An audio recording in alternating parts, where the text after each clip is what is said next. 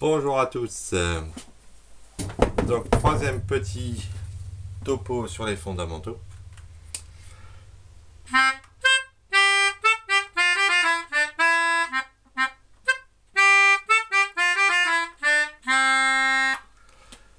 Un instrument à clavier qui nous permet d'illustrer nos propos sur les gammes diatoniques et chromatiques. C'est un instrument magique, je parle des claviers en général, du piano, pour comprendre l'harmonie. Donc, on a bien compris qu'on avait découpé notre spectre musical en 12 petits intervalles et que parmi ces intervalles, on pouvait créer un sous-ensemble, c'est-à-dire n'en choisir que 7. Je vous ai expliqué que ces notes étaient copines. La petite mélodie que je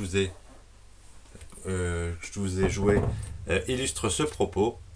Ici, sur un clavier, on a toutes ces notes chromatiques, c'est-à-dire on part de 0, 1, 2, 3, 4, 5, 6, 7, 8, 9, 10, 11 et 12. C'est ici qu'on retrouve la fin de notre schéma qui part d'ici à ici. Donc, on a ce qu'on appelle un intervalle d'une octave, même si on a 12 petites choses. Donc, 12 et octave, ça veut dire 8. Donc, on voit que deux systèmes sont à comprendre. Celui de la gamme chromatique, où on peut faire tous les petits intervalles, qui sur le piano est symbolisé par le fait de passer de touche à touche. Et quand il faut passer sur une noire, on passe sur une noire. Quand c'est sur une blanche, etc.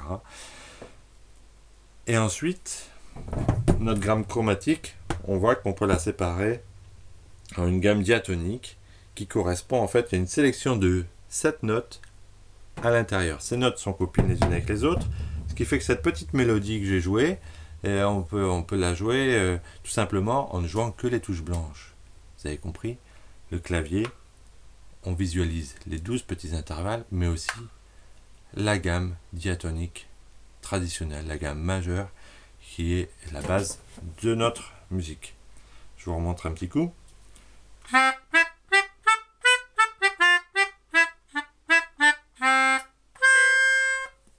On peut faire un peu ce qu'on veut, ça marche toujours quand même. Vous comprenez le truc? C'est que ces notes sont copines les unes avec les autres. Dès qu'on va toucher au noir, ça va se compliquer. Il va falloir faire attention. Si on choisit parmi toutes les notes qui sont disponibles, parmi les 12, l'organisation est moins évidente, on va dire. Donc, les noms des notes sur un clavier, c'est purement arbitraire, hein, on a choisi ça comme ça, mais on est bien obligé de les respecter. Maintenant, Do, Ré, Mi, Fa, Sol, La, Si et Do. C'est toujours comme ça. Comment se repérer sur un grand clavier?